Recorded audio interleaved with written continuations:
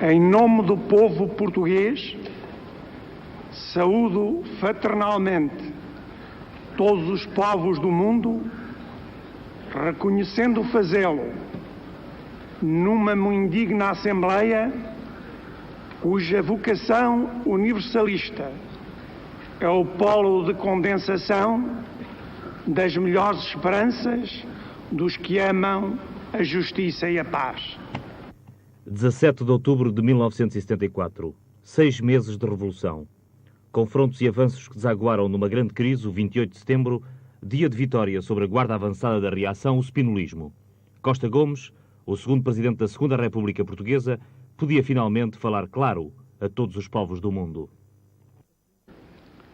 O meu país tem uma história longa de mais de 8 séculos e não nos será difícil perdoar a memória do último meio século, orientada por homens que não souberam sintonizar os seus ideais com a alma coletiva do povo a que pertenço. Sou chefe de Estado de um país que, depois de humilhado por meio século de ditadura, soube iniciar, na longa noite de 25 de abril, uma revolução sem sangue, que outros classificaram da mais pura do século. –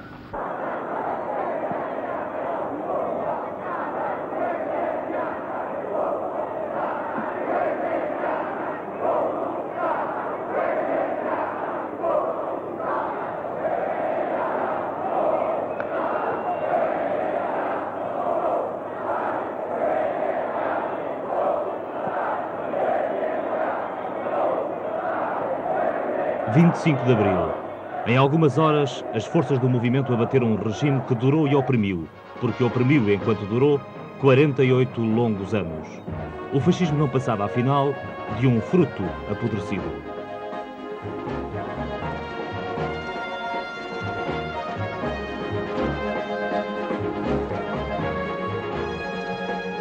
A Junta chega aos estúdios da televisão. Para muitos oficiais, constituiu uma surpresa o facto da proclamação ter sido lida por Spínola e não por Costa Gomes, o general mais votado numa reunião clandestina do Movimento dos Capitães, realizada em dezembro em Óbidos.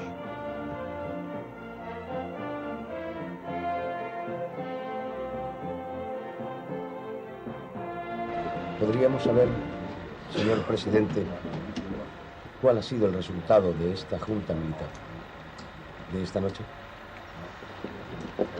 Foi a revisão do programa do Movimento das Forças Armadas Portuguesas, que neste momento distribuo à imprensa. A revisão saldou-se pelo corte de uma linha do programa, onde se reconhecia o direito dos povos africanos a autodeterminarem-se quanto à independência. Na sua redação original, o programa do MFA era de facto mais avançado. Tivemos a possibilidade de ler a cópia emendada pelo punho de Spínola. Podemos, portanto, testemunhar os inúmeros cortes que fez, beneficiando das circunstâncias e da inexperiência política da maioria dos capitães. Os termos em que se referiu na sua resposta à pergunta sobre a resistência oferecida pela Direção-Geral de Segurança ou pelos elementos da Direção-Geral de Segurança levou-me a crer que a Direção-Geral de Segurança vai continuar e não foi suspensa, abolida, que não desapareceu. Os termos da resposta do Sr. General. Este programa que vai ser distribuído também responde cabalmente à sua pergunta. Está prevista,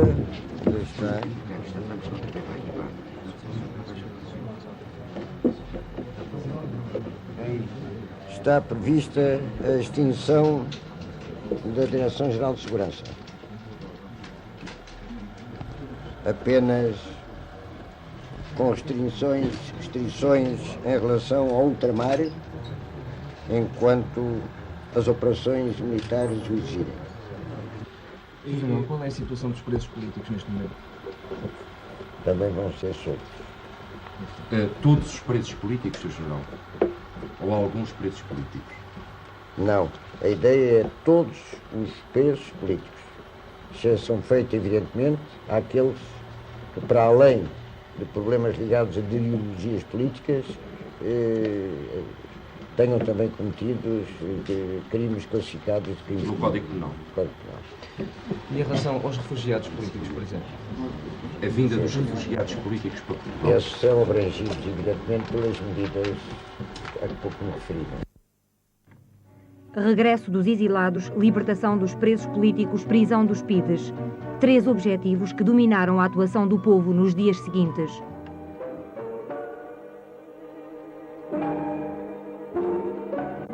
A PIDE caiu como começou, atirando sobre o povo. 3 pessoas mortas e 45 feridas. Mostrou-se o reduto mais consistente do regime. Rendeu-se na madrugada de 26, horas depois de conversas telefónicas entre Spínola e Silva Paz. Muitas coisas, várias coisas, a comida não faltava, estavam bem fornecidas, material também, boas instalações, revistas pornográficas e muitas mais coisas, né, das quais não me recordo agora. E vocês falaram com elas? Nós não chegamos a falar com eles. As únicas trocas de palavras que havia entre nós e eles era água, pediam-nos água, a gente dava-lhe, pediam-nos qualquer coisa para ir à casa de banho e a gente acompanhava-os sempre. Os capitães tinham determinado antecipadamente a sorte dos agentes da PIDE. Seriam todos presos. De facto, no próprio dia da rendição, eles foram ocupar em Caxias e no Forte de Peniche as celas daqueles que antes tinham prendido e torturado.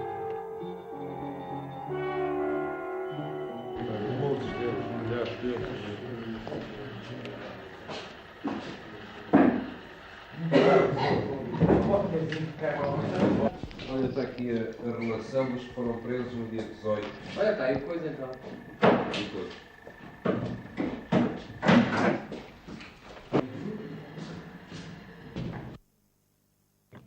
No dia 26 de manhã, o povo acorreu a Caxias.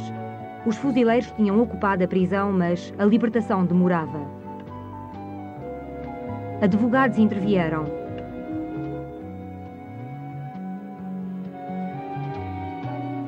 Os presos foram finalmente soltos no dia 26 à noite, em ambiente de entusiasmo indescritível. Vivia-se um momento alto da vida portuguesa. Assistíamos à morte de um pesadelo, ao desmantelamento do medo. O povo tomava a iniciativa.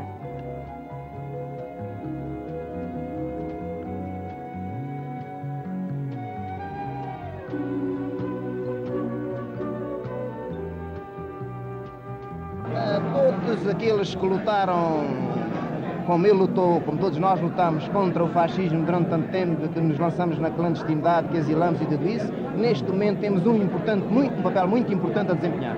José Pedro Correia Soares, era operário nas oficinas gerais de material aeronáutico em Alverca e fui preso em 71, no quartel de campo de Henrique da Serra da Carregueira. Depois fui levado para a PIDE, para a DGS, onde fui interrogado durante 33 dias e 33 noites. Fui submetido a uma bárbara tortura, de que ainda comporto cicatrizes. Fui espancado brutalmente, agarraram-me pelos testículos, passei dias e dias de pé, portanto, ao longo de todo esse período, a ser massacrado pelos agentes da polícia. Eu considero este momento tão importante na vida nacional que é difícil exprimi-lo assim em breves palavras. O que penso é que está criada uma situação nova que é suscetível de encaminhar com muita força o nosso povo para uma democracia verdadeira. Os indivíduos da PIDE, esses patifes da PIDE, que tanto têm massacrado, onde nós todos estivemos, onde nós bastantes estivemos, nas masmorras onde me encontrei 2 anos seguidos e estive 3 vezes que fui preso por eles. O momento de fé é a esperança de um povo acorrentado há 50 e tal anos, que vê neste momento surgir a aurora da liberdade. Vitória! Vitória! Vitória! Vitória! Vitória! Vitória! Vitória! Vitória! Vitória! Vitória! Vitória! Vitória! Vitória! Vitória! Os exilados começam a chegar. Mário Soares, Álvaro Cunhal, Rui Luís Gomes, José Mário Branco, Luís Cília, Piteira Santos e tantos outros.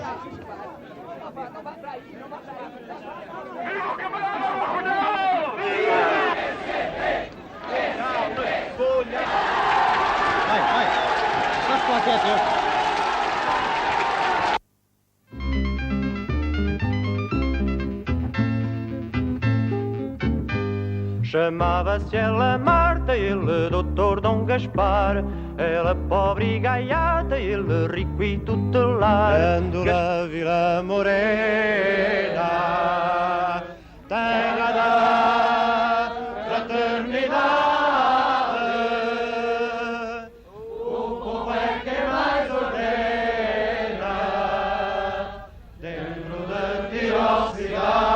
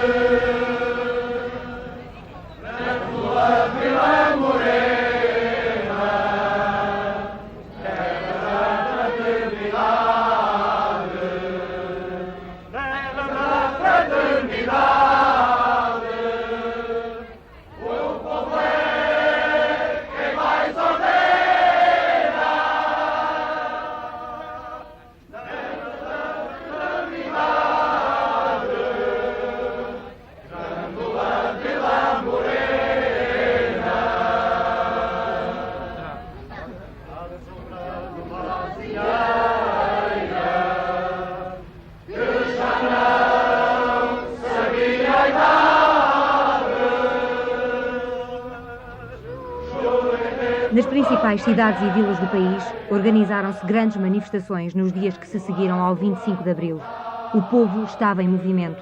Esse movimento tornar-se-ia indispensável à consolidação das conquistas democráticas. O povo quer, o povo ordena o avanço da revolução.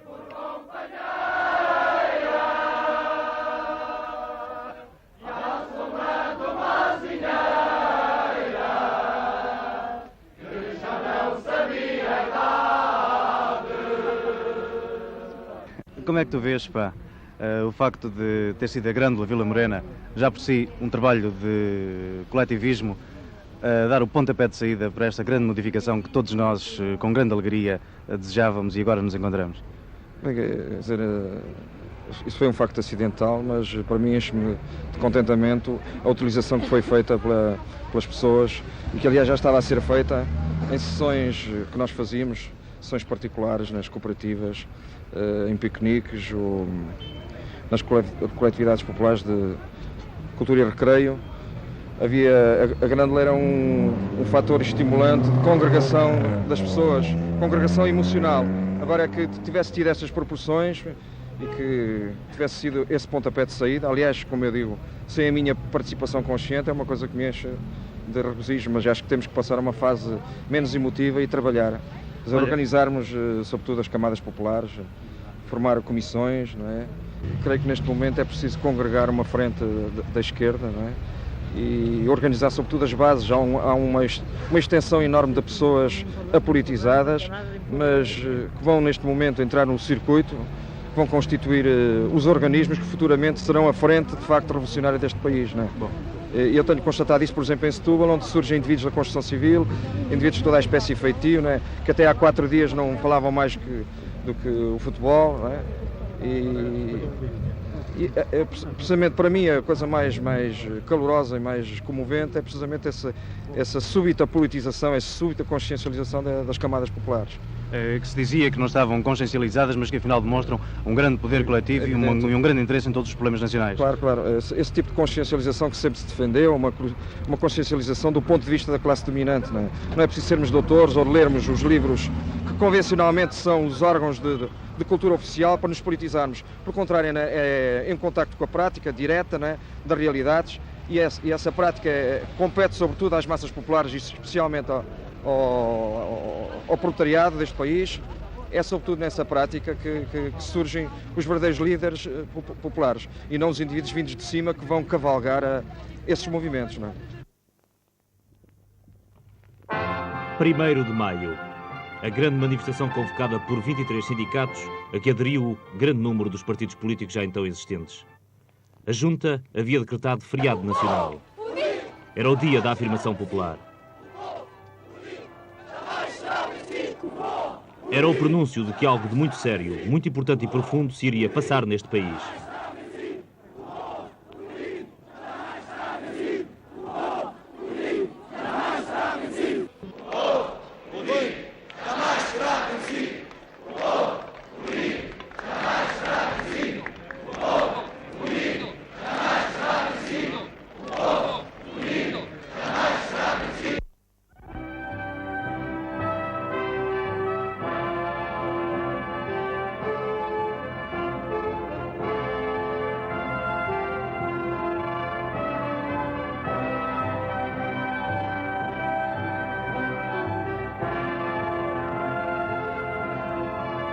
Mas nem só em Lisboa o povo veio para a rua.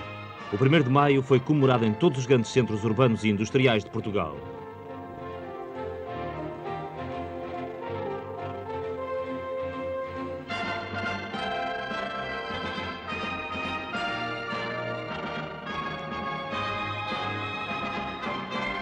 Ver o coraçado Potemkin, gesta das massas revolucionárias, deixou de ser um ato clandestino. Normalizada, não se reconhece necessidade de manter o anterior dispositivo de segurança. Dada a situação se encontrar normalizada, não há necessidade de manter o anterior dispositivo de segurança.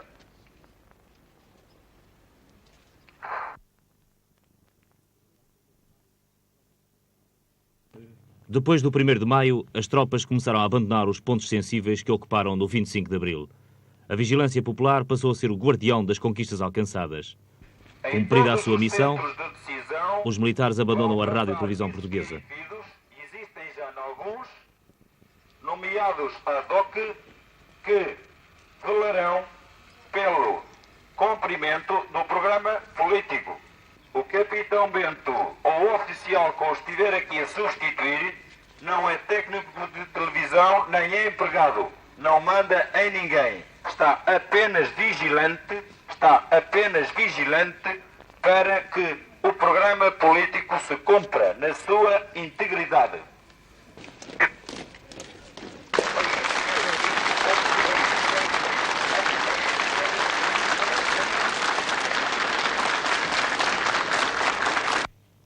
Está em curso um período de intensa movimentação popular.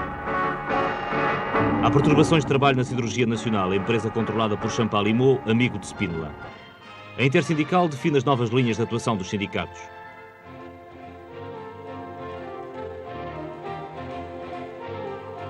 Administrações de empresas são postas em causa pelos trabalhadores.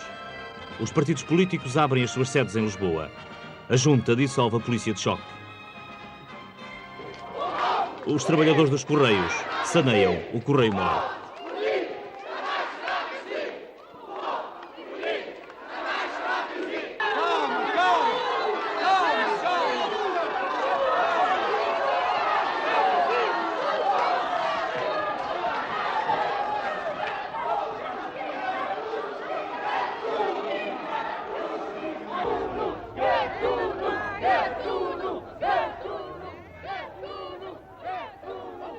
Católicos progressistas, cristãos revolucionários tiveram um papel importante na luta contra o fascismo. Agora manifestam-se contra o que classificam de uma igreja velha, exigindo uma igreja renovada.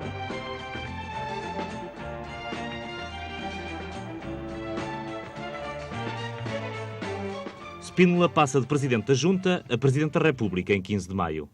Mais talhado para ser uma nova e última alternativa do regime anterior que a voz fresca e o motor da nova era, o homem que esteve ao lado de Franco durante a Guerra Civil de Espanha e observou a Batalha de Stalingrado ao lado dos nazis, não será capaz de resolver as contradições em que progressivamente se envolverá.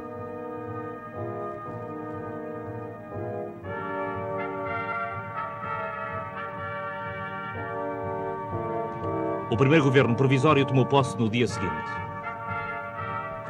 De acordo com os prazos fixados no programa do movimento das Forças Armadas, entra hoje no exercício das suas funções o governo provisório que assegurará ao país a estruturação de uma sociedade democrática.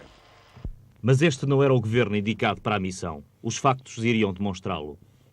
O capitalismo herdado, em cuja essência o governo não podia tocar, não tinha capacidade para responder à nova situação. Por todo o país são feitas reivindicações e instalam greves, como a da Carris. A reação aproveita este facto para levantar o papão do caos económico. Os trabalhadores da função pública manifestam-se. Entram também em greve os trabalhadores do metropolitano, dos CTT e os padeiros. Spínola serve-se disto para tentar obter o reforço dos seus poderes. Com o mesmo objetivo, manobra Palma Carlos. Mas o MFA diz não.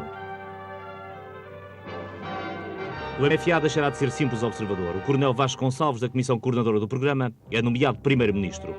Vários ministérios são ocupados por militares. Depois de 18 de julho, Spínola sabe que para impor a sua concepção do governo, terá de entrar em conflito aberto com o MFA. É então nítida a sua preocupação em visitar unidades militares importantes, como a Escola Prática de Cavalaria. É o tempo de contar as espingardas.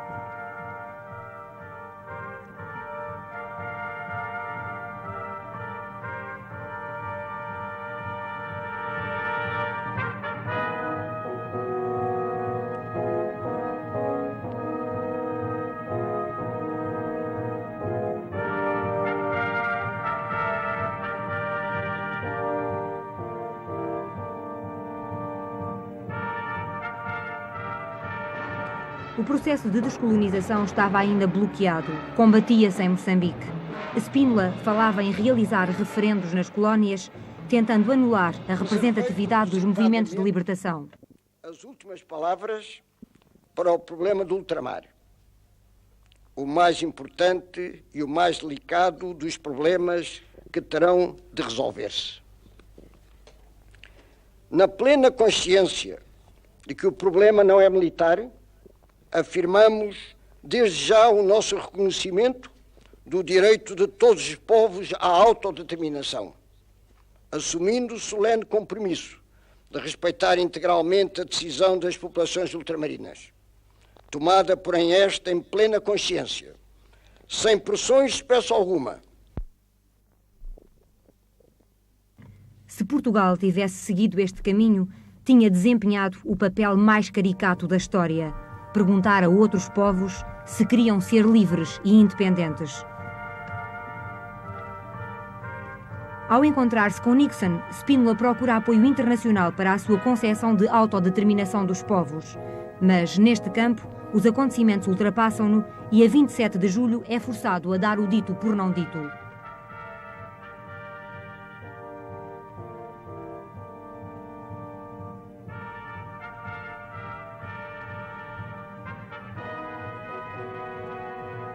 Chegou o momento do Presidente da República reiterar solenemente o reconhecimento do direito dos povos dos territórios ultramarinos portugueses à autodeterminação, incluindo o imediato reconhecimento do seu direito à independência. O fim da guerra era exigido pelo povo desde há muitos anos. Após o 25 de abril, essa exigência expressava-se em praticamente todas as manifestações e comícios. Daí o grande regozijo popular no dia 28 de julho. A independência da Guiné impunha-se. No terreno, os militares ajudavam a esfrangalhar as hesitações do Palácio de Belém. Tropa. Havia bastante acordo, os membros do PAIGC, depois o partido saiu com certeza à rua, veio ter connosco, conversou e dava-nos bem, antes até do cessar-fogo, que agora te diz que foi acordado um cessar-fogo na Guiné. Muito antes disso, logo a seguir ao 25 de Abril, nada existiu e até as forças do PAIGC foram as primeiras a virem ter com os comandantes das regiões, comandantes militares, daqueles diversos setores, para terem os tópicos sobre futuros para eleições e futuros depois para se mostrarem perante a população, não é verdade, como poder político. Em 26 de agosto é assinado em Argel o acordo sobre a independência da Guiné entre representantes do governo português e do PAIGC. 20 dias depois, o novo Estado da Guiné-Bissau é admitido na ONU. Entretanto, as conversações com a Frelimo viriam a culminar com a assinatura dos acordos de Lusaka. Português e a Frente de Libertação de Moçambique, reunidas em Lusaka de 5 a 7 de setembro de 1974, as delegações da Frente de Libertação de Moçambique e o Estado português, com vista ao estabelecimento do acordo conducente à independência de Moçambique, acordaram os seguintes pontos. 1. O Estado português, tendo reconhecido o direito do povo de Moçambique à independência, aceita por acordo com a Frelimo a transferência progressiva dos poderes que detém sobre o território nos termos a seguir enunciados. 2. A independência completa de Moçambique será solenemente proclamada em 25 de junho de 1975, dia do aniversário da fundação da Frelimo.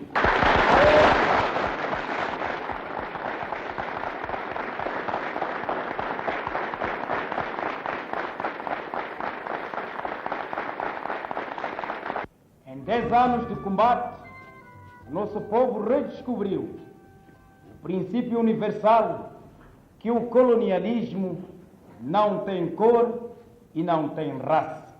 A exploração e o imperialismo não têm pátria. Assim, soubemos transformar o ódio em vontade de construir. Os milhões de moçambicanos e moçambicanas, de todas as etnias, raças e crenças religiosas, que neste momento exprimem as magníficas e impressionantes manifestações, desejo de independência sob a direção da Frelimo, os combatentes e populações libertadas, com alegria, vem o término de uma guerra, de uma dura fase da nossa luta, com determinação, iniciam um novo combate. Moçambique é a pátria de todos os que vivem do seu trabalho honesto e se identificam com as aspirações do povo moçambicano. Em Moçambique e em Portugal se encontram no poder forças democráticas, forças temperadas no combate pela liberdade. Esta é a maior garantia do nosso acordo, a verdadeira condição para que o acordo viva e não seja apenas folhas de papel. Transformar os acordos em meras folhas de papel era o objetivo dos reacionários que nesse mesmo dia se apoderaram do Rádio Clube de Moçambique com a cooperação da polícia e de comandos naturais da colónia. Para bombardear as populações. Ameaçam os democratas de Moçambique. Ameaçam todos os jornais. Ameaçam os estudantes. Ameaçam todos aqueles que apoiam a liberdade, a independência de Moçambique. As vossas forças. A agressão. Palavras de Samora Machel, que em Lusaka reagia aos acontecimentos. Mais de 100 pessoas mortas foi o trágico resultado da aventura. O cariz reacionário dos seus promotores e as ajudas com que contavam transparecem nas emissões de rádio. O momento de Moçambique livre pede que se mantenham em serviço durante toda a noite, a fim de dar vazão ao fluxo dos compatriotas que para Lourenço Marques se dirigem para nos acompanhar neste momento, neste movimento de paz. Intercedam junto dos vossos colegas sul-africanos para manterem a fronteira sul-africana aberta toda a noite. Deem todas as facilidades possíveis para que a passagem seja rápida. Queremos todos aqui a assistir em paz a este momento de dignidade nacional. Viva Moçambique livre, viva Portugal! E vós, senhoras e homens de Lourenço Marques, venham todos para junto de nós, aqui no Rádio Moçambique Livre, onde poderão ouvir, às 15 horas locais, a comunicação do Sr. General Spínola. Podia ler-se em alguns cartazes: Spínola sim, vendilhões não. Nada disto acontecia por acaso.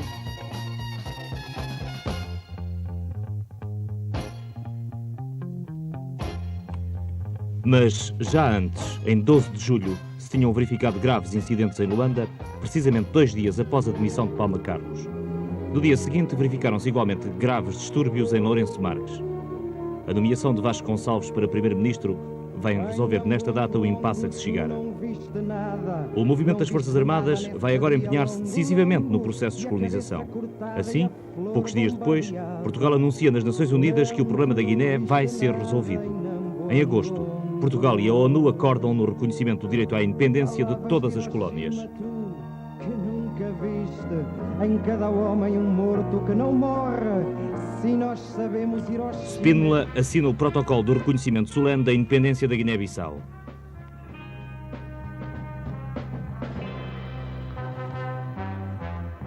Mas tratava-se de um processo com avanços e recuos. O ex-presidente não desistia da sua concepção pessoal de descolonização.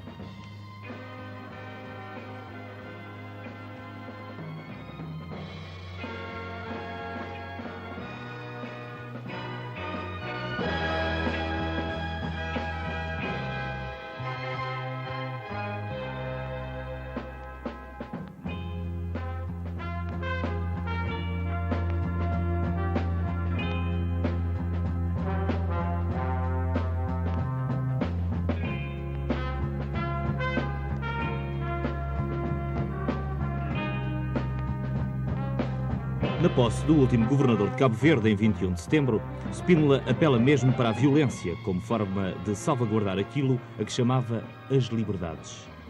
Combatia deste modo, uma vez mais, o PAIGC, representante legítimo dos cabo-verdianos e seu antigo adversário na Guiné.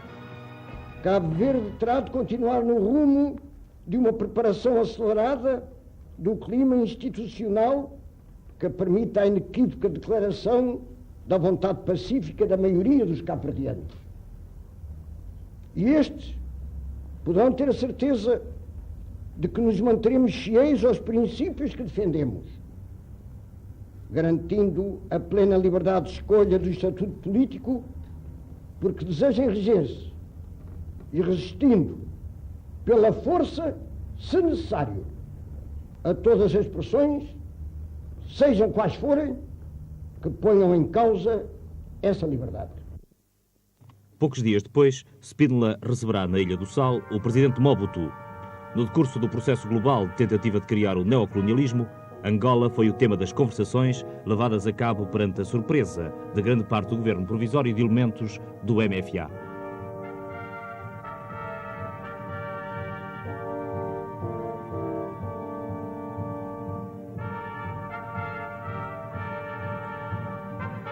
No plano interno, as contradições eram evidentes. Personalista em extremo, mas apesar disso pragmático, Spínola não suportava que o movimento das Forças Armadas se lhe opusesse.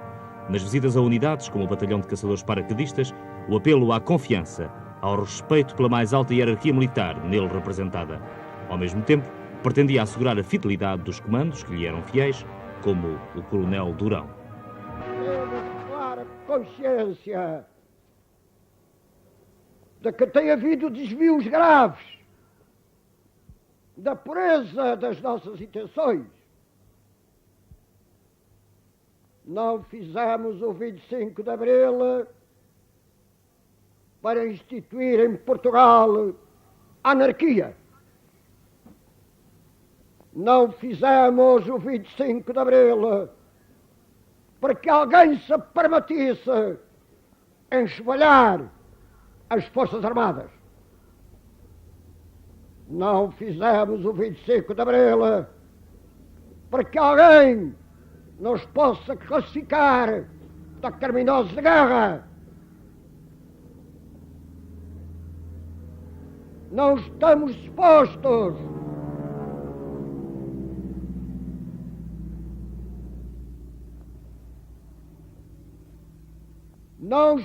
dispostos a transigir. A nossa determinação e o amor à pátria com que desbatemos o trabalho mantém-se intacto e todos mantemos na disposição de que no mesmo estado de espírito nos continuarmos a bater por um futuro melhor para a nossa mãe pátria. Vão ser tomadas medidas de salvação nacional. Ao mesmo tempo, também a reação, dizendo aceitar as regras da democracia, se organizava afincadamente. Em comícios, mostrava uma face. Na sombra, conspirava.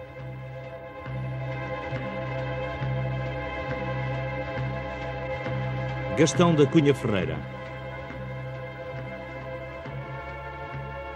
João Braga. Almeida Araújo preparavam já o 28 de setembro.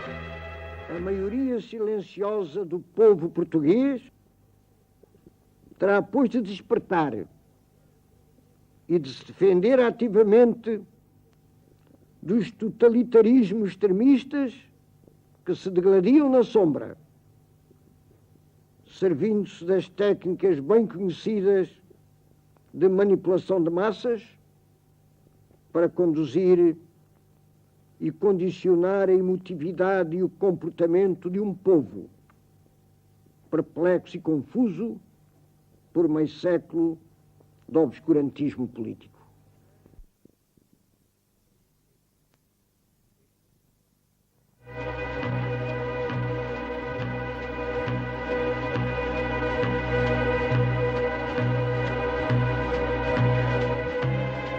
Em 26 de setembro, Spínola e o primeiro-ministro Vasconcelos assistem a uma tourada no Campo Pequeno.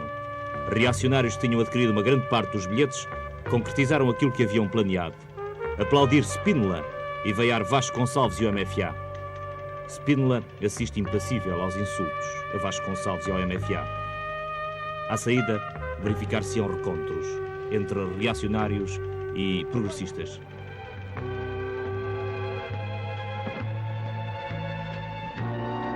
Mobilizado, o povo decide impedir a manifestação de apoio a Spínola e pertencimento de apoio ao MFA, preparada para o dia 28. Erguem-se barricadas à entrada de Lisboa, todos os carros que chegam são revistados.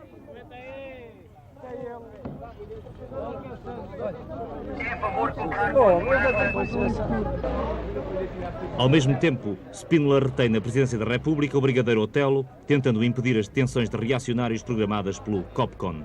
A emissora nacional é ocupada, os jornais impedidos de sair. Era a tentativa de proclamação do estado de sítio. Spínola queria o poder total. Está mais, sei lá, para coordenar lá em cima, ter neste momento a máxima vigilância e também a máxima serenidade.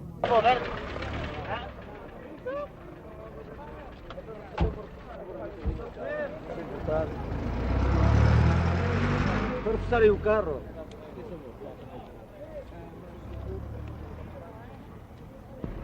Isso aí é roupa, pá, mas se vocês quiserem eu tiro isto tudo para fora, não tenho problema nenhum em tirar, pá. Com licença, com licença.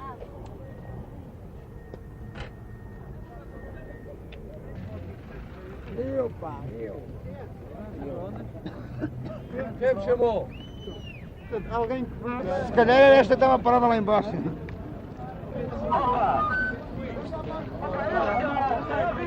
Faz a gravação. Já acabaram o brigadinho. Mas na manhã do dia 28, o movimento das Forças Armadas dominava a situação. Enquanto os soldados substituíam os populares nas barreiras, os homens do MFA conseguiam impor a saída dos generais Galvão de Melo e Silvério Marques da Junta de Salvação Nacional. Spínola perdera.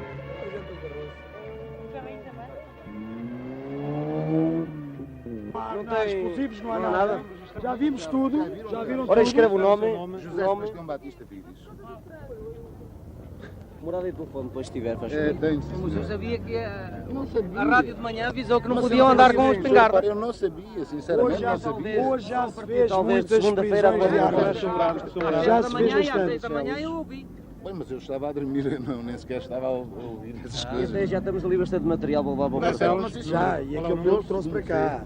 Diga-me lá, e o material que você está a dizer que já tem ali apanhado, é material também assim deste divertimento ou é material a sério? Não, mais propriamente caçadeiras, punhais e até objetos mesmo que não são nada recomendáveis andar.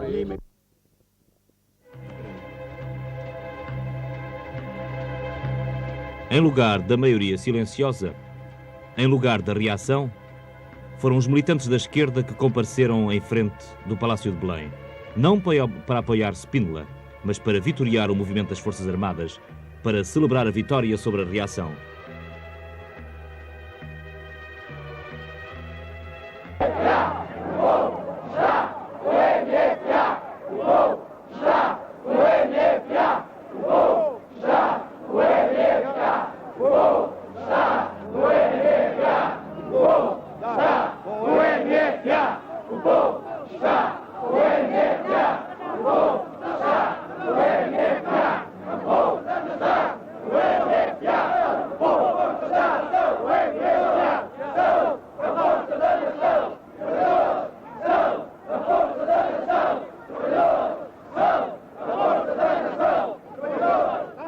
movimento das Forças Armadas, no cumprimento rigoroso do seu programa e na certeza de interpretar os sentimentos profundos do povo português, de que é parte integrante, tomou as medidas necessárias para neutralizar as manobras reacionárias que visavam derrubar a ordem democrática instaurada em 25 de abril. António de Spínola não soube perder. 2 dias depois, na reunião do Conselho de Estado, e em direto na televisão, o ex-general renuncia, mas tentando semear a discórdia.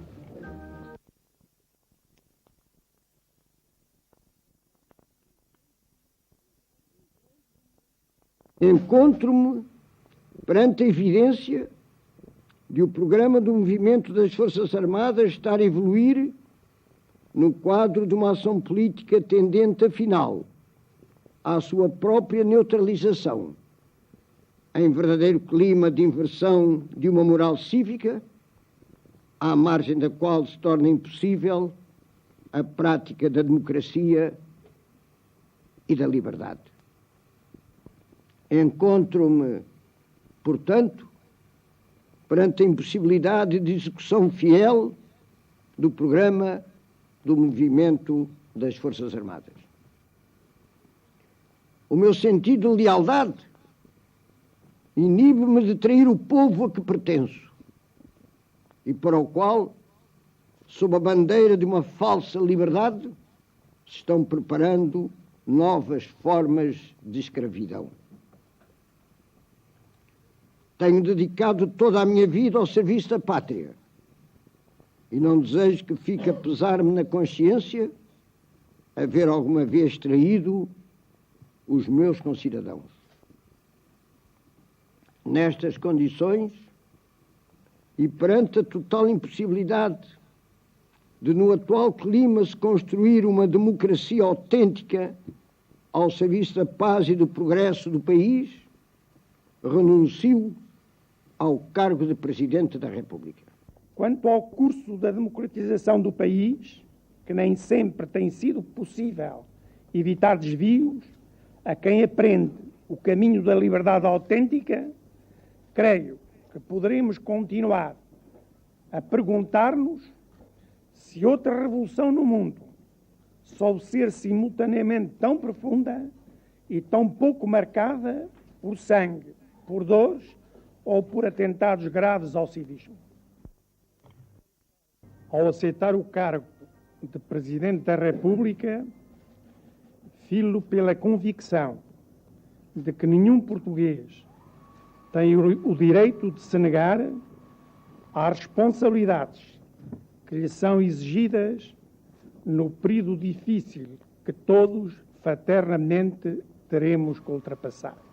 Na descolonização não houve qualquer desvio ao programa do movimento das Forças Armadas, visto que em todos os atos políticos não haveremos de sujeitar-nos a esquemas rígidos e preconcebidos, teremos sim de, em respeito pelos grandes princípios, orientar a evolução dos acontecimentos face à constante mutação da conjuntura política enquadrante.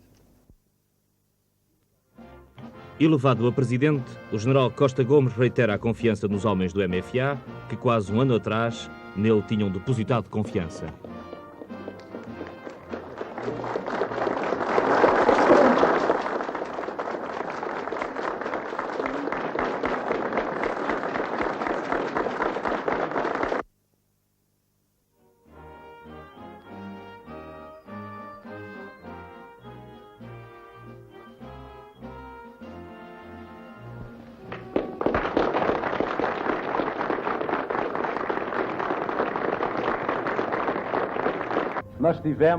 Nós acabamos de viver um primeiro ataque em forma da reação ao movimento do 25 de Abril.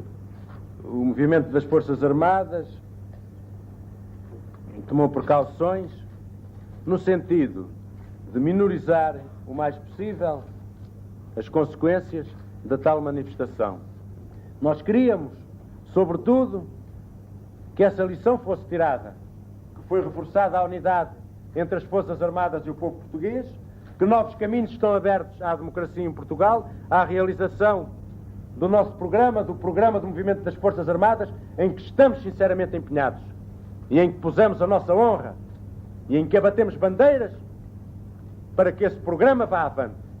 Nós exortamos o nosso povo que, para comemorar esta vitória da reação, o próximo domingo seja um domingo de trabalho nacional. Um domingo em que o povo vá para as oficinas, vá para os campos, vá para as fábricas, trabalhar como manifestação de alegria por esta vitória que obtivemos sobre a reação. Nós estamos convencidos que o povo isso compreenderá e que poderá fazer do próximo domingo uma jornada de vitória nacional, de vitória do 25 de Abril, e no trabalho demonstrar que está de facto interessado, verdadeiramente interessado, no progresso da nação. E por isso daqui exortamos que façamos do próximo domingo uma jornada de trabalho nacional, comemorando a vitória que acabamos de obter.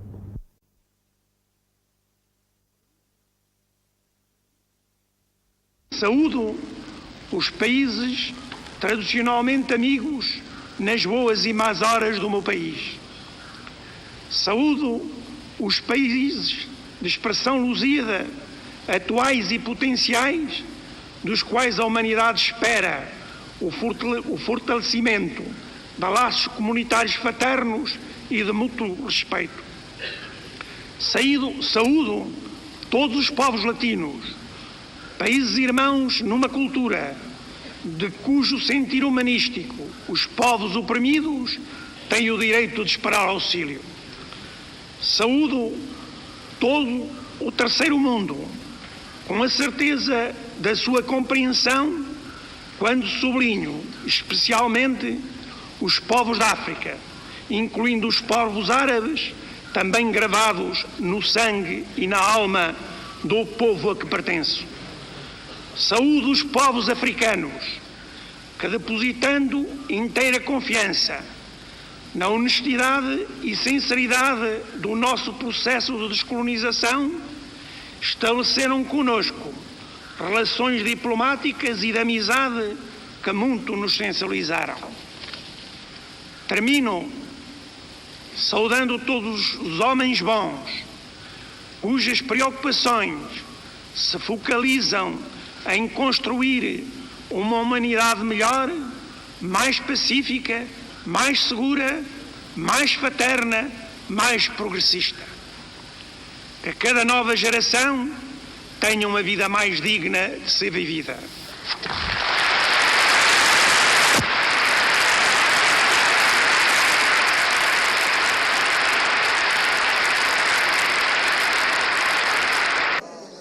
Ora bem, meus amigos, todos vocês conhecem tão bem como nós que durante quase 50 anos era impossível nós estarmos como estamos hoje aqui. Não podíamos reunir-nos, não podíamos falarmos, não podíamos trocar os nossos pontos de vista, enfim, não podíamos procurar encontrar os melhores meios de resolver os nossos problemas.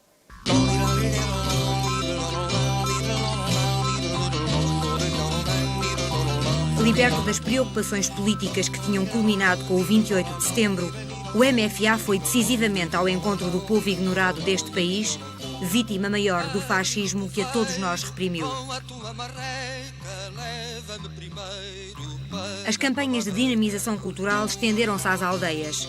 Soldados e povo lançaram mãos à tarefa conjunta de construir uma terra feita de novas tarefas e de novas atitudes.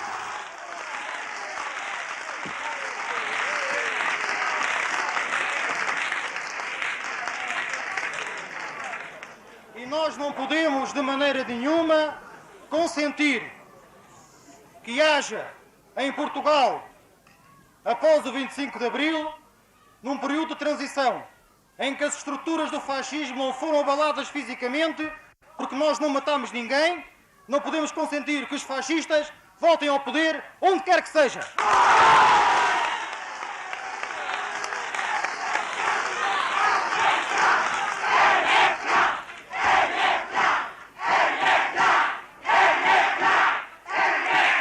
As formações políticas começaram nesta época a definir posições. Os congressos dos partidos sucederam-se. Definição de novas linhas ou confirmação das anteriores para uns.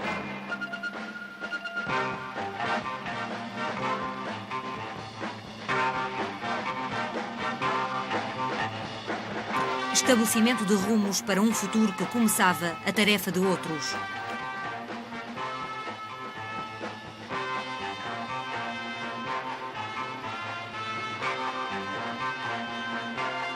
A politização dos portugueses, melhor, o interesse do povo pelos problemas que são de todos nós, alargava-se.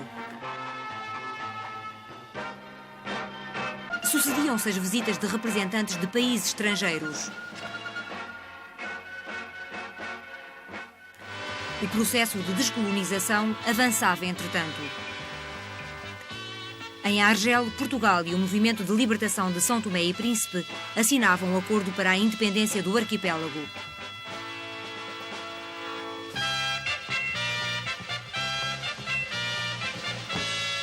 Um abraço entre os dois povos assinala o fim de uma das mais terríveis formas de opressão colonial. No Algarve, finalmente, o MPLA, a FNLA e a UNITA, agora reunidos, assinaram com o governo português o acordo que leva à independência de Angola. A presença de Sua Excelência o Sr. Presidente da República Portuguesa ao ato final da assinatura do acordo ficará registrada na história de Portugal, nas histórias de Portugal e de Angola, como um eloquente anúncio de progresso político para os povos de ambos os países. Seja-me permitido, pois, em nome da Frente Nacional de Libertação de Angola, FNLA, do Movimento Popular de Libertação de Angola, MPLA, e da União Nacional para a Independência Total de Angola, UNITA, em nome do nosso povo, exprimir satisfação pela perfeita avaliação do valor histórico deste momento. Ao quarto movimento de libertação, quer dizer, ao movimento das Forças Armadas, que catalisou a vontade popular para derrubar o fascismo em Portugal e lançar as bases sólidas para terminar a exploração colonial, espinha dorsal da vontade popular para as transformações democráticas em Portugal, nós desejamos, representantes da FNLA, do MPLA e da UNITA, dizer quanto admiramos a sua coragem e firmeza, que permitiram não só libertar o povo português da ditadura salazarista e caetanista, não só dar garantias de democracia a este povo português, que bem a merece, como também tornou uma realidade, tornou possível a verdade da nossa afirmação comum relativa à não existência de ódio entre o povo português e o povo angolano. O sistema é que estava errado. Repousará nas vossas mãos, homens de Angola, tudo quanto o destino vos reservou para criares uma pátria materialmente grande e rica e espiritualmente fraterna e justa.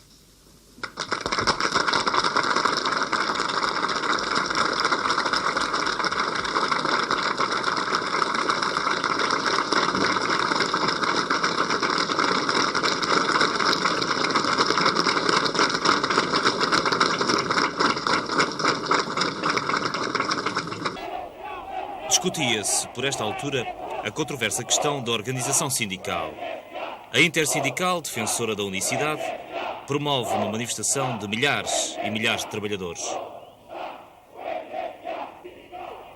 Mais tarde, a 7 de fevereiro, por ocasião da visita da Esquadra da NATO a Lisboa, também as comissões interempresas levariam milhares de trabalhadores, defensores do sindicalismo de base, a desfilar até ao Ministério do Trabalho, apesar da proibição da manifestação baseada em eventuais atritos com os marinheiros da NATO.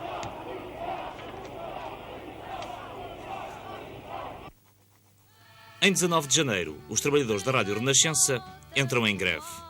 Calava-se a emissora católica, de onde partira a ordem de arrancada para o 25 de abril. Nascia um conflito entre a Igreja e os trabalhadores, estes logo acompanhados por um dos mais vastos movimentos de solidariedade de classe.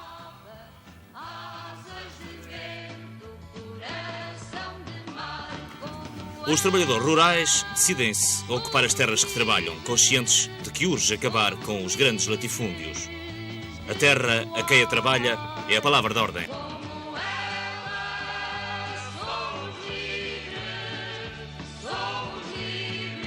Explorações turísticas abandonadas, como o Mochito, perto de Lisboa, são ocupadas pelo povo.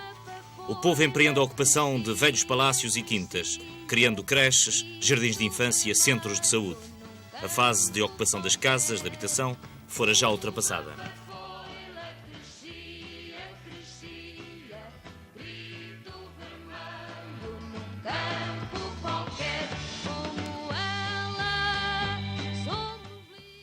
Subitamente, na manhã de 11 de março, a zona do aeroporto de Lisboa é sobrevoada por caças T-6 e helicópteros.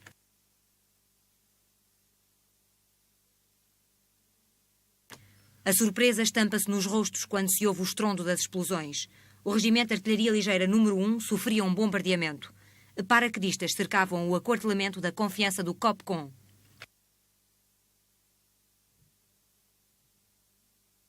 Quem lhes armara o braço começara muito antes. Spínola, o general que não sabia perder. A presença dos paraquedistas fora preparada ainda no verão anterior. O trabalho de os enganar começara aí. Visitei ontem a vossa unidade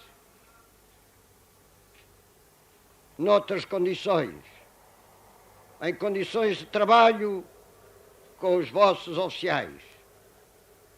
Hoje dediquei esta visita a todos os paraquedistas. Venho trazer-lhes uma palavra de confiança, de fé, um apelo à vossa calma de combatentes. Em 13 anos de guerra, de dolorosa guerra, ainda tivemos tempo de construir, como nunca, o futuro de uma Portugalidade maior e talvez maior. Para Vossa Excelência, meu general, pode Vossa Excelência contar connosco em qualquer circunstância para que o programa das Forças Armadas seja cumprido com responsabilidade, com isenção e sem oportunismos. Não deixaremos cair na vergonha este país ou o seu povo. Bem sabemos que o movimento de 25 de Abril é irreversível, mas muito ainda há a fazer e, sobretudo, a salvaguardar para que alcancemos os seus objetivos. As Forças Armadas, no presente momento, são a garantia da construção de novos países e do nosso próprio, na justiça, na ordem e na paz. Espero que o meu camarada possa dar imagens aqui destes 3 soldados que estão junto deste edifício, portanto, a cerca de 150 metros, do RAL 1. No edifício em frente, tu podes também mostrar-nos aqueles soldados que estão acolá, entrincheirados. Aliás, estão junto do edifício, há pessoas ali, normalmente, fora de casa, a fumar o seu cigarro. E agora aqueles 2 soldados que vão a correr a atravessar a rua.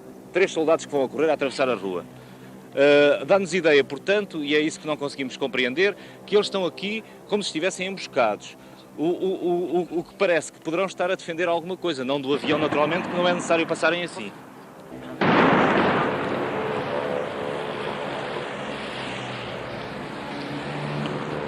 Pá, eu não quero aqui, pá, quem não quero aqui ninguém, pá, pá.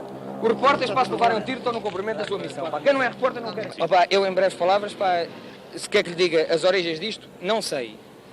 O comandante dos paras, pá, segundo o gajo me disse, a mim, quando veio agora falar aqui connosco, diz que está do nosso lado, que estava na ginástica, que foi metido em 4 helicópteros e mandaram pôr aqui. Está uma companhia de paras aqui encostada nesta barreira. Já sei. E portanto, pá, os gajos, pá, de repente, pá, aparecem aqui 2 companhias de paras mais lançadas por Noratlas, não é? E eu não sei, pá. Atacar o RAL 1, não é? Atacar o RAL 1, pá, antes disso fomos bombardeados pela Força Aérea, pá.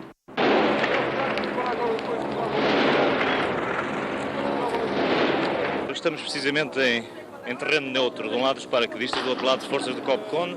Não sabemos o que se vai passar, há no entanto aqui negociações que se vão iniciar. Parece que ninguém está a entender o que é que afinal se passou. Para já vamos reunir as pessoas todas, a falar que as pessoas entendem. Portanto, por um lado há forças paraquedistas, não é? Deve ter havido um engano qualquer, com certeza, para ter havido esta confusão. Aliás, o Sr. Sargento, a reação dele é elucidativa. Assim que soube que era o Capitão Dias de Almeida, este é que é o Capitão Dias de Almeida, então já podemos conversar. Portanto, quando as coisas estão assim, as pessoas entendem-se. Ó camaradas, dão-me licença, faço uma observação. Não prestem declarações nenhumas agora, pá. Sem saber o que é que isto se passa. Mas o Sr. Capitão não sabe. Sei. Bombardearam-me o quartel, feriram homens, traçaram aquilo tudo para a traição não, surpresa, evidentemente. Certo? Aceitamos, faz parte do princípio militar. Está bom, mas é preferível não dizer nada agora. O senhor sabe mais do que eu, não é? Mas é preferível não dizer nada. Tenha calma, é que o problema aqui nisto tudo é que fomos todos, vocês e nós, enganados por um gajo qualquer, para que é reacionário. Agora é preciso descobrir quem é esse gajo. Temos de descobrir urgentemente quem é o gajo reacionário, pá, que lançou esta boca. Pá, porque desta vez, pá, fomos enganados. Vocês foram enganados, pá. Pois você é o primeiro que chega aqui, pá, de uma força que em princípio vem atacar o RAL 1, pá, que é toda a ideia que dá, pá. Você não sabe, pá, você é o primeiro que diz que não vai atacar. Aliás, não foi atacar, foi eu. Pô, mas vocês para ocupar têm que atacar. Sim, se a gente defende. Não, a ordem é ocupar. A reação da parte do fogo. Eu venho para ver o. Mas é que não recebeu, alguém recebeu o tiro? A gente recebeu foi os aviões que nos tinham bombardeado.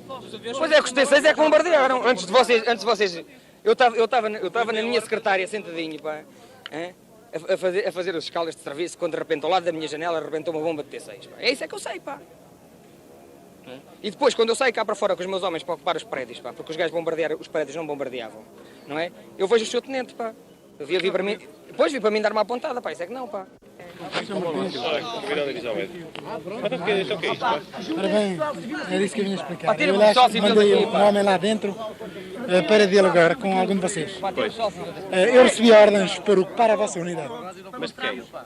Recebi ordens do meu comandante. Mas nós temos, como deve calcular, ordens do meu comandante também, para não deixar ocupar, quer dizer, o Brigadeiro Hotel. É absolutamente. Isso é absolutamente. E o Carlos Fabião, chefe de Estado-Maior-General das Forças Armadas. Bem, quer dizer, por isso mesmo eu procurei, nesta fase de ocupação, dialogar primeiro para evitar mortes. Eu recebi essas ordens, vocês receberam para evitarmos, portanto, tanto quanto possível, que haja mortes quer da nossa parte, quer dos civis. Haverá uma altura, portanto, haverá uma fase em que vocês ou se rendem, então temos que começar a fazer fogo uns contra os outros. Então, não, nós temos é que saber os motivos que é.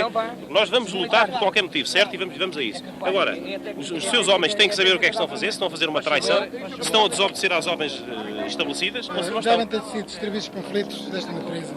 Aí. Forma que lê.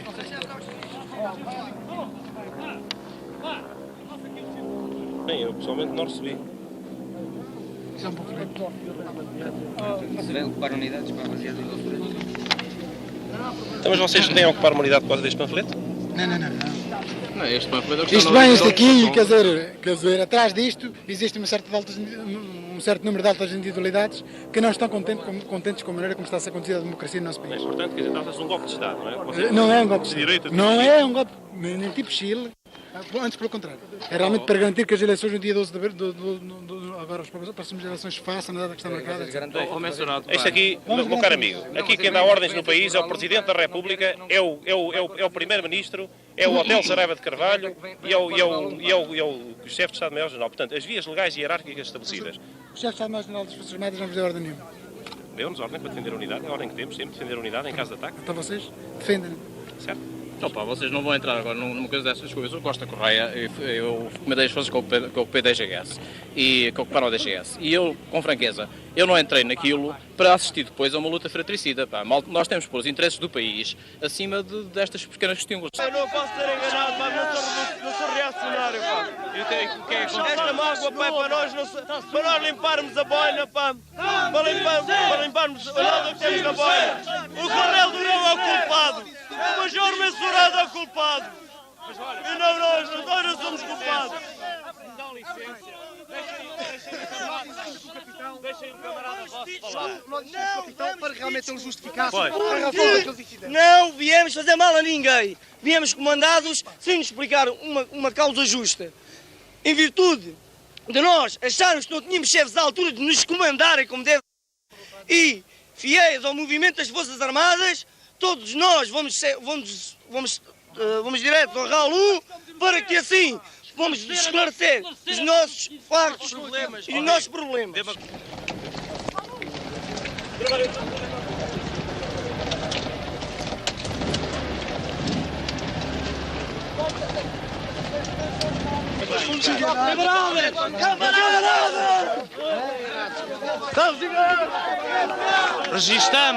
Registamos o momento em que os soldados do RAL 1, se abraçam aos soldados paraquedistas. Este é um momento que ainda há pouco, há 5 minutos, não poderíamos pensar possível. Enquanto lá ao fundo um helicóptero sobrevoa a parada do RAL 1, os soldados do RAL 1 dão abraços aos paraquedistas que ainda há pouco foram obrigados, como eles afirmam, a cercar aqui o RAL 1. O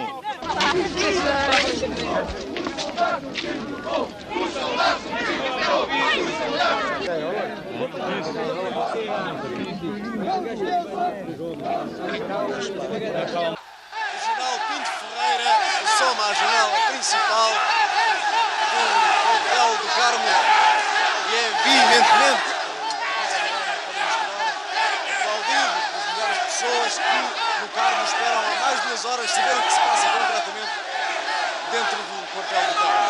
Julgamos que estes oficiais expliquem à multidão o que tem estado a acontecer. Eu vi lá de cima da janela do quarto onde me prenderam alguns de vocês cá em baixo. Olhei para alguns de vocês, aqueles que vi, uns armados, outros não armados. Vi-os com cara de enganados. Não os vi com cara de convictos. Mais uma vez, vocês foram enganados. E foi pena que, mais uma vez, se deixassem enganar. É a altura do nosso pessoal não ir a enganos. Que a lição fique. E eu repito, terminando, continuo a contar convosco.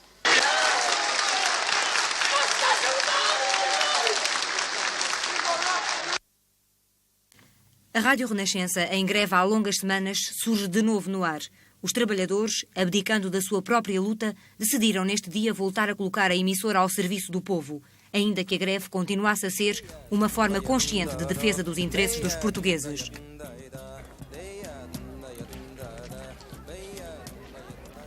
Na parada do RAL 1, a última homenagem do povo e do MFA ao soldado Luís, morto durante os bombardeamentos.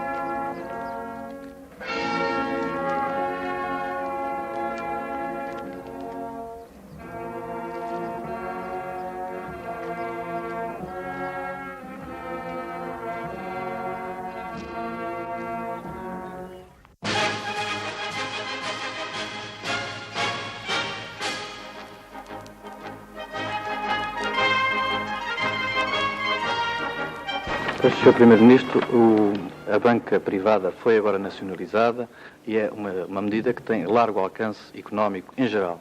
Todavia, nós gostaríamos de saber, para o povo português, para os portugueses em geral, qual é concretamente o significado desta medida? Eu penso que hoje é um dia histórico para o nosso povo. O 14 de março ficará gravado na história do nosso povo como uma data que corresponde a um passo muito importante dado na sua libertação, na via do progresso, na via do país de dominar os seus próprios recursos. Portanto, eu julgo que hoje deve ser um dia de alegria para todos, menos aqueles que beneficiavam largamente com o sistema anterior vigente. Os bancos fecharam devido aos acontecimentos de 11 de março, para não haver uma corrida à banca, e os trabalhadores montaram piquete para evitar que as administrações se aproveitassem do momento para tirarem partido de possíveis levantamentos ou outras manobras que poderiam fazer dentro dos estabelecimentos bancários. E conseguiram-no? Conseguimos. Muito Aqui, bem. pelo menos, conseguimos.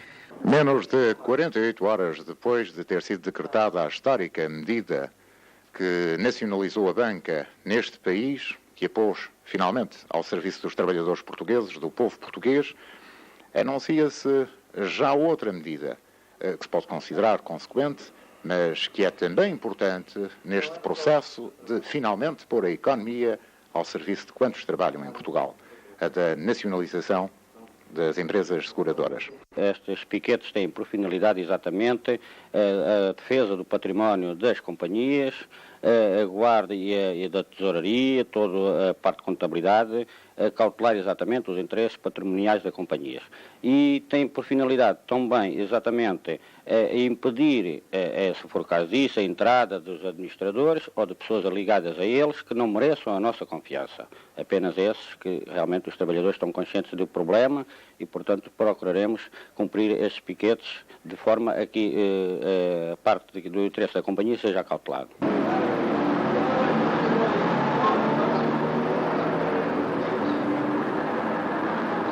O que é que você acha sobre as medidas tomadas no que diz respeito às nacionalizações? Acho bem feito, acho bem visto, é uma coisa para o bem do país, acho bem. A posse do Conselho da Revolução foi ato breve. O país não tem tempo para perder. Há que lançar decididamente Portugal na já escolhida via do socialismo. E isso é tarefa urgente e coletiva.